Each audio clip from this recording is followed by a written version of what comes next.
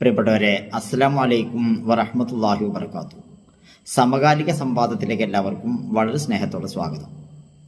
ജമാഅത്തെ ഇസ്ലാമിയുമായി ബന്ധപ്പെട്ട് വിവാദങ്ങൾക്ക് യാതൊരു പഞ്ഞമില്ലാതായ കാലമാണ് ഇപ്പോൾ. ഏറ്റവും അവസാനമായി ജമാഅത്തെ ഇസ്ലാമി നടത്തുന്ന സകാത്ത് ക്യാമ്പയിനെതിരെയാണ് സുന്നി സംഘടനകൾ ഒന്നിച്ച് ഇളകി വശായിരിക്കുന്നത്.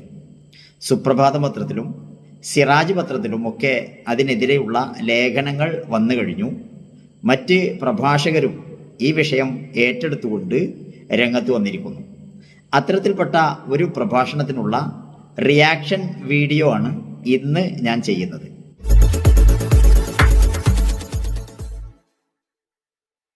ഒരു വിവരം കെട്ട മുസ്ലിയാരുടെ ഒരു പ്രസംഗം നമുക്ക് കേൾക്കാം. അതിനുള്ള ചില മറുപടികൾ അതിന്റെ കൂടെ നമുക്ക് പറയുകയും ചെയ്യാം. ഇസ്ലാമിനെ അകറ്റി നിർത്തിയ പല ആളുകളും ഇന്ന് ജമാഅത്ത് ഇസ്ലാമിയെ താങ്ങാനും അവർക്ക് സപ്പോർട്ട് ചെയ്യുവാനും ഒക്കെ മുന്നോട്ട് വരുമ്പോൾ അതിന്റെ ഭവിഷ്യത്ത് അത്തരം ആളുകൾ കൃത്യമായി മനസ്സിലാക്കേണ്ടതുണ്ട് എന്ന് നമ്മൾ തിരിച്ചറിയണം. പ്രിയമുള്ളവരെ, സയ്യിദ് മുനവ്വറലി തങ്ങളാണ് ഈ സകാത്ത് ക്യാമ്പയിൻ ഉദ്ഘാടനം ചെയ്തിട്ടുള്ളത്. അദ്ദേഹത്തിന് ഇതിന്റെ ഭവിഷ്യത്ത് മനസ്സിലായിട്ടില്ല. അത് ഈ മനുഷ്യനാണ് മനസ്സിലായിട്ടുള്ളത് എന്നാണ് അദ്ദേഹം പറയുന്നത്. ബഹുമാനപ്പെട്ട സയ്യിദുൽ ഉലമയോട് ഒരു പത്രക്കാരൻ ചോദിക്കുന്നുണ്ട്.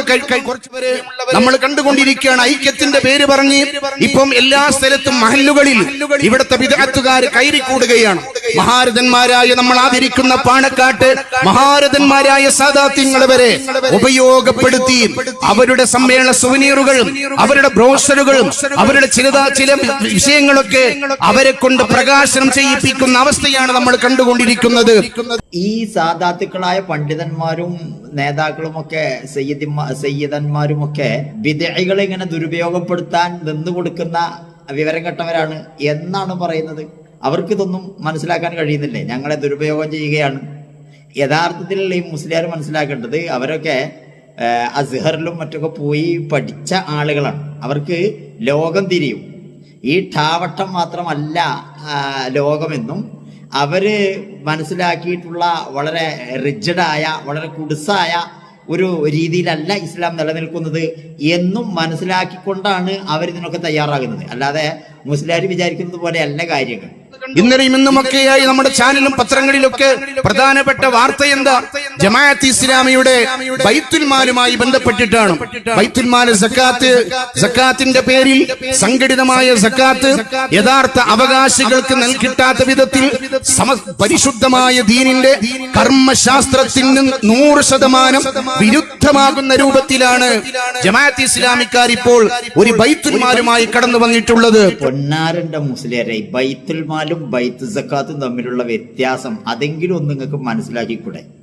ജമാഅത്തെ ഇസ്ലാമിക്ക് ബൈത്തുൽ മാൽ എന്ന് പറയുന്ന ഒരു സംവിധാനമുണ്ട്. അത് അതിന്റെ പ്രവർത്തകരിൽ നിന്നും 1%, അവരുടെ വരുമാനത്തിന്റെ 1%, ചില ആളുകളിൽ നിന്ന് 2%, അത് താല്പര്യം പോലെ കൊടുക്കാം. ചിലർക്ക് 1% കൊടുക്കാം, ചിലർ 2% കൊടുക്കുന്നവരുണ്ട്. അങ്ങനെ വാങ്ങുന്നത് അതിൻ്റെ പ്രവർത്തനങ്ങൾക്ക് വേണ്ടി ഉപയോഗിക്കുന്ന പ്രവർത്തന ഫണ്ടാണ് ഈ ബൈത്തുൽ മാൽ എന്ന് പറയുന്നത്. ബൈത്തുൽ മാലും ബൈത്ത് സക്കാത്തും തമ്മിൽ യാതൊരു ബന്ധവുമില്ല. രണ്ടിലും ബൈത്ത് എന്നുള്ളത് കൊണ്ടായിരിക്കും മൊയ്ലിയർ ഇങ്ങനെ തെറ്റിദ്ധരിച്ചത്. അതുകൊണ്ട് ഇതൊക്കെ ഒന്ന് പഠിച്ച് മനസ്സിലാക്കി എന്താണ് നമ്മൾ പൊതുസമൂഹത്തിൻ്റെ മുന്നിൽ പറയണല്ലോ. അപ്പം അതുകൊണ്ട് എന്താണ് ഞാൻ ഈ പറയുന്നത്, ഈ കേൾക്കുന്ന ആളുകൾക്ക് ഇത് എന്താ മനസ്സിലാകുന്നത് എന്നതിനെ കുറിച്ചൊക്കെ ഒന്ന് ആലോചിച്ച് നോക്കിയിട്ട് 2 വർത്തമാനം പറയുന്നതാണ് നല്ലത്. അതുകൊണ്ട് മൊയ്ലിയർ ഇപ്പോൾ മനസ്സിലാക്കുക, ബൈത്തുൽ മാൽ വേറെയാണ്, ബൈത്ത് സക്കാത്ത് വേറെയാണ്. ഇവിടെ ചർച്ച ബൈത്ത് സക്കാത്തിനെ കുറിച്ചാണ്, ബൈത്തുൽ മാലിനെ കുറിച്ചല്ല. ഇനി മൊയ്ലിയർ പറയും. ഇതിന്റെ അപകടം നമ്മൾ മനസ്സിലാക്കണം. ഈ ഫണ്ട് എവിടേക്കൊക്കെ വിനിയോഗിക്കുന്നത്? അവരുടെ പത്രങ്ങൾക്ക്, അവരുടെ മറ്റു പ്രസിദ്ധീകരണങ്ങൾക്ക്, അവരുടെ മറ്റുള്ള ആവശ്യങ്ങൾക്ക്. ഞാൻ ചോദിക്കട്ടെ, സക്കാത്തിന്റെ പേരിൽ പിരിച്ചിട്ടുള്ള കാശ് പത്രം ഉൾപ്പെടെയുള്ള സംവിധാനങ്ങൾക്ക് കർമ്മശാസ്ത്രത്തിന് വിരുദ്ധമായി ചെലവഴിക്കുമ്പോൾ അത് എങ്ങനെയാണ് ഇസ്ലാമാകുക? ഇസ്ലാമിലെ സമൂഹത്തിന്റെ ആരാധന വിഫലമാകുന്ന രൂപത്തിലുള്ള പ്രവർത്തനമാണ് ഇപ്പോൾ ജമാഅത്ത് ഇസ്ലാമി തുടങ്ങി വെച്ചിട്ടുള്ളത്. ആരമൈലരങ്ങളോട് ഇത്ര വലിയ നുണ പറഞ്ഞു. കമ്മ്യൂണിസ്റ്റുകാർ സാധാരണ പറയാറുണ്ട് ലക്ഷ്യം മാർഗത്തെ സാധൂകരിക്കുന്നു എന്ന്. അതായത് ലക്ഷ്യം നല്ലതാണെങ്കിൽ അതിന് ഏത് വൃത്തികെട്ട മാർഗവും സ്വീകരിക്കാമെന്നാണ്. അതുകൊണ്ടാണ് അവർ അവരുടെ ലക്ഷ്യം നേടാൻ വേണ്ടി പല വൃത്തികെട്ട മാർഗങ്ങളും സ്വീകരിക്കുന്നത്. എന്നാൽ ഇസ്ലാമിൽ അങ്ങനെയല്ലല്ലോ.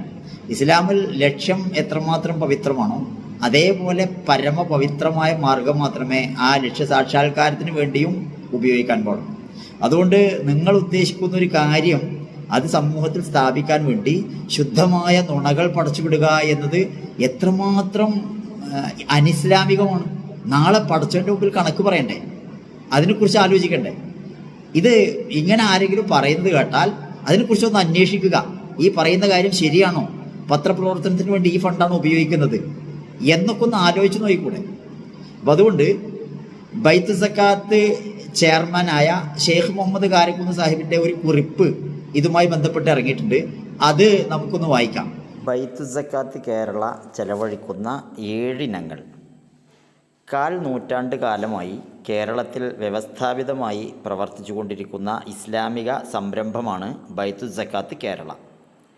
കേരളത്തിൻ്റെ എല്ലാ ഭാഗങ്ങളിൽ നിന്നും സക്കാത്ത് ശേഖരിച്ച് ഏറ്റവും അർഹരായ വ്യക്തികൾക്ക് കൃത്യമായും നീതിപൂർവമായും സത്യസന്ധമായും എത്തിക്കുന്ന സ്ഥാപനമാണിത്.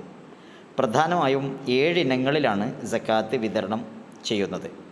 വീട് നിർമ്മാണം, സ്വയം തൊഴിൽ പദ്ധതി, വിദ്യാഭ്യാസ സഹായം, ചികിത്സ, കടാശ്വാസം അല്ലെങ്കിൽ പെൻഷൻ, റേഷൻ, കുടിവെള്ളം എന്നിവയാണ് അവ. ബൈത്തു സക്കാത്തിൻ്റെ ഒരു പൈസ പോലും പത്ര നടത്തിപ്പിനോ സംഘടനാ പ്രവർത്തനങ്ങൾക്കോ ഉപയോഗിക്കാറില്ല. അവ്വിധം ചെലവഴിക്കുന്നുവെന്ന പ്രചാരണം തീർത്തും വ്യാജമാണ്. അള്ളാഹുവിൽ വിശ്വാസമുണ്ടെങ്കിൽ ഇത്തരം വ്യാജ പ്രചാരണം അവസാനിപ്പിക്കുക, അള്ളാഹുവിനെ സൂക്ഷിക്കുക. ഷെയ്ഖ് മുഹമ്മദ് കാരക്കുന്ന്. ഇനി അത് രൂപീകരിച്ച് ഇത്ര കാലമുണ്ട്, എത്ര ആളുകൾക്ക് അത് എങ്ങനെയെല്ലാം ഉപകാരപ്പെട്ടു എന്നുകൂടി നമുക്കൊന്ന് നോക്കാം. അപ്പോഴാണ് ഏത് തരം സംരംഭത്തിനെതിരെയാണ് ഇപ്പോൾ ഈ മുസ്ലിയാക്കന്മാർ ഇറങ്ങിത്തിരിച്ചിട്ടുള്ളത് എന്ന് സമൂഹത്തിന് ശരിക്കും മനസ്സിലാവുകയുള്ളൂ.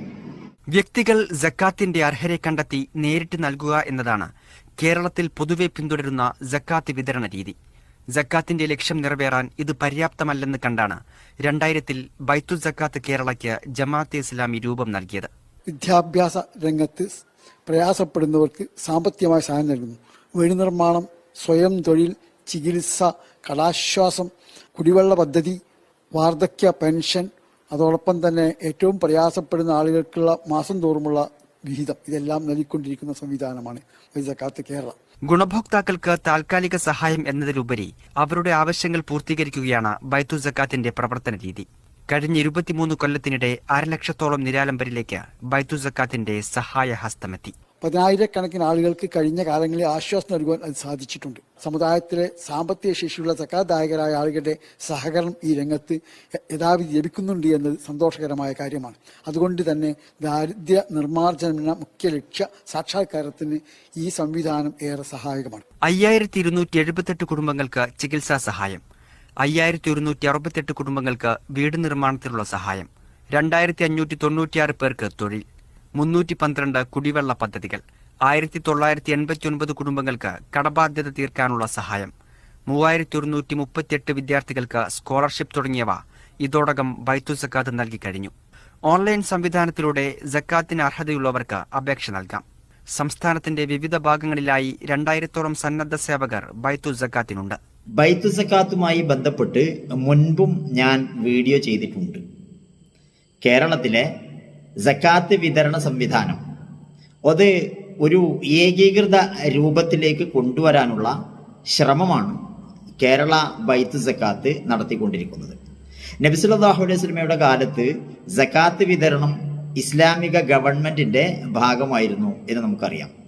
ഇസ്ലാമിക ഗവൺമെന്റ് ഉള്ളിടത്തെല്ലാം ആ ഗവൺമെന്റാണ് ഈ സക്കാത്ത് ശേഖരിക്കുകയും അർഹരായ ആളുകളിലേക്ക് സക്കാത്ത് പിന്നീട് അവർക്ക് വാങ്ങേണ്ടി വരാത്ത വണ്ണം സ്വയം പര്യാപ്തരാക്കാൻ ഉതകുന്ന തരത്തിൽ അവർക്ക് വിതരണം ചെയ്യുകയും ചെയ്തിരുന്നത്. ഇസ്ലാമിലെ പഞ്ചസ്തംഭങ്ങളിൽ പ്രധാനപ്പെട്ട ഒരു ആരാധനാ കർമ്മമാണല്ലോ സക്കാത്ത്. അതേപോലെ മറ്റൊരു ആരാധനാ കർമ്മമാണ് നമസ്കാരം. നമസ്കാരം ഇസ്ലാമിക ഗവൺമെന്റാണ് നടപ്പിലാക്കേണ്ടത്. പള്ളികൾ ഉണ്ടാക്കുക, പള്ളിയിൽ ഇമാമിനെ നിശ്ചയിക്കുക, മുഅദ്ദിനെ നിശ്ചയിക്കുക, പള്ളി പരിപാലനം, ഖത്തീബിനെ നിശ്ചയിക്കുക, ഇതൊക്കെ ഇസ്ലാമിക ഗവൺമെന്റിന്റെ ബാധ്യതയാണ്. അതേപോലെ മറ്റൊന്നാണ് റമദാനിലെ നോമ്പ് എന്ന് പറയുന്നത്. ഹിലാൽ ദൃശ്യമാകുക, അത് മാസം ഉറപ്പിക്കുക, ഏകീകൃതമായി ഒരു നാട്ടിൽ റമദാൻ വ്രതം ഒരുമിച്ച് നടത്തുക, ഇതൊക്കെ ഇസ്ലാമിക ഗവൺമെന്റിന്റെ ബാധ്യതയാണ്. മറ്റൊന്നാണ് ഹജ്ജിന് കൊണ്ടുപോകാൻ വേണ്ടി ശ്രമിക്കുക, അതിനു വേണ്ട സംവിധാനങ്ങൾ ഉണ്ടാക്കുക, ആളുകളെ ഹജ്ജ് ഉള്ള നാട്ടിലാണെങ്കിൽ അത് വളരെ കാര്യക്ഷമമായി നടത്താൻ വേണ്ട സംവിധാനങ്ങൾ ചെയ്യുക. ഇതൊക്കെ ഇസ്ലാമിക ഗവൺമെന്റിന്റെ ബാധ്യതയാണ്. എന്നാൽ ഇസ്ലാമിക ഗവൺമെന്റിന്റെ നിലവിലില്ലാത്തിടത്ത് ഇതിനെല്ലാം നമ്മൾ ബദൽ സംവിധാനങ്ങൾ ഉണ്ടാക്കിയിരിക്കുന്നു. നമസ്കാരം കൃത്യമായി നിർവഹിക്കാൻ മഹല്ല് സംവിധാനങ്ങളുണ്ട്. അതേപോലെ തന്നെ കേരള വഖഫ് ബോർഡുണ്ട്. മറ്റ് തരത്തിലുള്ള കൃത്യമായി ഇതെല്ലാം നടപ്പിലാക്കാൻ ഇസ്ലാമിക ഗവൺമെന്റ് ഇല്ല എന്ന് വിചാരിച്ചുകൊണ്ട് എന്നാ അത് നടക്കേണ്ടതില്ല എന്ന്, അല്ലെങ്കിൽ ഓരോരുത്തരും സ്വതന്ത്രമായി അവരവരുടെ വീടുകളിൽ നമസ്കരിച്ചോട്ടെ എന്ന് തീരുമാനിച്ചിട്ടില്ല. ഇസ്ലാമിക ഗവൺമെന്റ് ഇല്ലാത്തത് കൊണ്ട് നമുക്ക് മാസപ്പിറവി കാണാനും അത് ഏകീകരിക്കാനും അതെല്ലാവരിലേക്കും എത്തിക്കുവാനുമുള്ള സംവിധാനങ്ങൾ ഇല്ലായികയില്ല. നമുക്ക് ഖാദിമാരുണ്ട്, സംയുക്ത ഖാദിമാരുണ്ട്, ഹിലാൽ കമ്മിറ്റി ഉണ്ട്, അങ്ങനെ മാസം ദൃശ്യമാകുന്നുണ്ട്, അത് ഖാദിമാരെ ഉറപ്പിക്കുന്നുണ്ട്, എല്ലാവരെയും അറിയിക്കുന്നുണ്ട്. ഇതൊക്കെ ഇസ്ലാമിക ഗവൺമെന്റിന്റെ പണിയാണ്. പക്ഷെ അതിന് നമ്മൾ ബദൽ സംവിധാനം ഉണ്ടാക്കിയിരിക്കുന്നു. അതേപോലെ ഹജ്ജ് കമ്മിറ്റികളുണ്ട്, ഹജ്ജിന് കൊണ്ടുപോകാനുള്ള സംവിധാനങ്ങളുണ്ട്. കേരള ഹജ്ജ് കമ്മിറ്റി, സ്വതന്ത്രമായ കുറെ സ്വകാര്യ ഹജ്ജ് കമ്മിറ്റികൾ, ഇവയെല്ലാം ആളുകളെ കൊണ്ടുപോകാനും മറ്റു സംവിധാനം ഉണ്ടാക്കിയിരുന്നു. ഇസ്ലാമിക ഗവൺമെന്റില്ല, ഓരോരുത്തർ വേണമെങ്കിൽ പോയിക്കോട്ടെ, തോന്നിയതുപോലെ ചെയ്തോട്ടെ എന്ന് തീരുമാനിച്ചിട്ടില്ല. എന്നാൽ സമ്പത്തിന്റെ കാര്യത്തിൽ മാത്രം സമ്പന്നരായ ആളുകളുടെ മുൻപിൽ പണ്ഡിതന്മാർ മുട്ടുമടക്കുന്നതിന്റെ ഭാഗമായി ആവിഷ്കരിക്കപ്പെട്ട ഒരു സംഗതിയാണ് ഈ സക്കാത്ത് വിതരണത്തിന് മാത്രം നമ്മൾ ഇങ്ങനെ ഒരു സംവിധാനങ്ങളും ഉണ്ടാക്കേണ്ട എന്ന്. നാസർ ഫൈസി കൂടത്തായി അദ്ദേഹത്തിന്റെ ഫേസ്ബുക്കിൽ സക്കാത്ത് വിതരണവുമായി ബന്ധപ്പെട്ട് എഴുതിയിട്ടുണ്ട്. ഇസ്ലാമിൽ 3 തരത്തിലുള്ള സക്കാത്ത് വിതരണ സംവിധാനമാണ് ഉള്ളത്. ഇസ്ലാമിക ഗവൺമെന്റ് ഉള്ളിടത്ത് ഇസ്ലാമിക ഗവൺമെന്റ് തന്നെയാണ് അത് ശേഖരിക്കുകയും വിതരണം ചെയ്യുകയും ചെയ്യേണ്ടത്. എന്നാൽ ഇസ്ലാമിക ഗവൺമെന്റ് ഇവിടെ നിലവിലില്ലാത്തത് കൊണ്ട് അതിനെക്കുറിച്ച് ചിന്തിക്കേണ്ട ആവശ്യമേ ഇല്ല. ഓക്കെ. രണ്ടാമത്തേത് വ്യക്തികൾ സ്വതന്ത്രമായി നൽകുക എന്നതാണ്. അങ്ങനെ വ്യക്തികൾ സ്വതന്ത്രമായി നൽകുമ്പോൾ അതുകൊണ്ട് സക്കാത്ത് കൊണ്ട് എന്താണോ ഉദ്ദേശിച്ചത് ആ ഉദ്ദേശം നടപ്പിലാകാതെ വരുന്ന തരത്തിലുള്ള സംവിധാനമാണ് ഇപ്പോൾ നിലനിൽക്കുന്നത്. ഒന്ന്, സക്കാത്ത് ദായകരായ ആളുകൾ അവരുടെ കൃത്യമായ കണക്ക് നോക്കി സക്കാത്ത് നൽകുന്ന സംവിധാനം വളരെ ദുർലഭമാണ്. രണ്ടാമത്തത്, അങ്ങനെ നൽകുമ്പോൾ തന്നെ അത് കൃത്യമായ അർഹരായ ആളുകളിലേക്ക് എത്തുന്നില്ല എന്നതല്ല, അർഹരായ ആളുകൾക്ക് അർഹമായ അളവിൽ ലഭ്യമാക്കാൻ അതുകൊണ്ട് സാധ്യമാകുന്നില്ല. അതുകൊണ്ട് ഓരോരുത്തർക്കും മാസം 10,000 രൂപ, അല്ലെ വർഷാവർഷം 10,000 രൂപ കിട്ടുന്നു, അല്ലെ 15,000 രൂപ കിട്ടുന്നു, 50,000 രൂപ വരെ കിട്ടുന്നു. അതുകൊണ്ട് പെരുന്നാൾ കഴിക്കുന്നു, വസ്ത്രം ഉടുക്കുന്നു, മറ്റ് സംഗതികളൊക്കെ ചെയ്യുന്നു, അതോടുകൂടി അത് തീരുന്നു. അതല്ലാതെ സക്കാത്ത് വാങ്ങുന്ന ഒരാളെ പിന്നീട് സക്കാത്ത് വാങ്ങേണ്ടാത്ത വണ്ണം സ്വയം പര്യാപ്തനാക്കാൻ നിലവിൽ വ്യക്തികൾ സക്കാത്ത് നൽകുക എന്ന സംവിധാനം കൊണ്ട് സാധ്യമാകുന്നില്ല. അതായത് സക്കാത്തിന്റെ യഥാർത്ഥത്തിലുള്ള ലക്ഷ്യം നടപ്പിലാകുന്നില്ല എന്നർത്ഥം. മൂന്നാമത്തെ മാർഗം, ഒരു വക്കീലിനെ ഏൽപ്പിക്കുക, ആ വക്കീല് കൃത്യമായി എത്തേണ്ട ആളുകൾക്ക് എത്തിക്കുക എന്നതാണ്. അതല്ലേ സഹോദരങ്ങളെ യഥാർത്ഥത്തിൽ സക്കാത്ത് കമ്മിറ്റി കൊണ്ട് സാധ്യമാകുന്നത്. സക്കാത്ത് കമ്മിറ്റിയുടെ ഉത്തരവാദപ്പെട്ട ആളെ ഇത് ഏൽപ്പിക്കുകയും അവർ ആ സക്കാത്ത് കമ്മിറ്റിയുടെ ആളുകൾ അതിൻ്റെ അർഹരായ ആളുകളിലേക്ക് അർഹമായ അളവിൽ എത്തിച്ചു കൊടുക്കുകയും ചെയ്യുന്ന സംവിധാനങ്ങൾ ഉണ്ടാകുകയല്ലേ വേണ്ടത്. അത് ഇസ്ലാമികമായി എവിടെയാണ് അതിനോട് എതിര് നിൽക്കുന്നത്?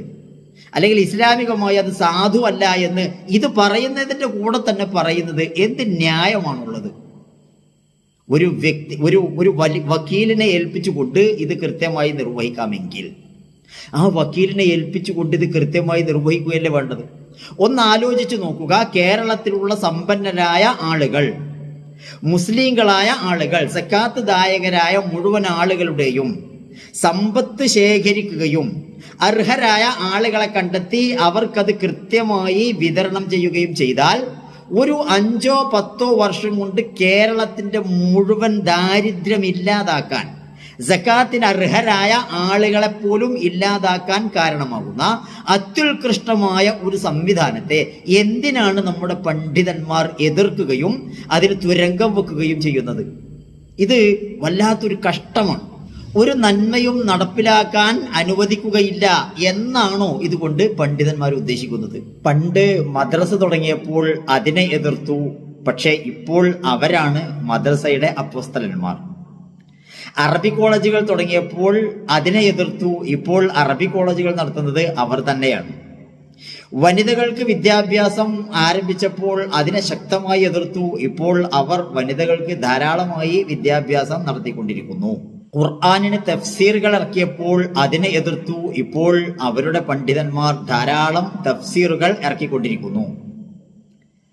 ഇങ്ങനെ അവരെതിർത്ത പല കാര്യങ്ങളും ഇപ്പോൾ അവർ കൃത്യമായി നടത്തിക്കൊണ്ടിരിക്കുന്നുണ്ട്. ഭാവിയിൽ കേരളത്തിലുടനീളം ഒരൊറ്റ സംവിധാനത്തിന് കീഴിൽ മുസ്ലിങ്ങളുടെ മുഴുവൻ സക്കാത്തും ശേഖരിക്കപ്പെട്ട് വിതരണം ചെയ്യുന്ന ഒരു നല്ല നാളെ പ്രതീക്ഷിച്ചുകൊണ്ട് ഞാൻ എൻ്റെ വാക്കുകൾ അവസാനിപ്പിക്കുന്നു. എന്നെ ശ്രദ്ധിച്ച എല്ലാവർക്കും നന്ദി. അസ്സലാമു അലൈക്കും വറഹ്മത്തുള്ളാഹി വബറകാതുഹു.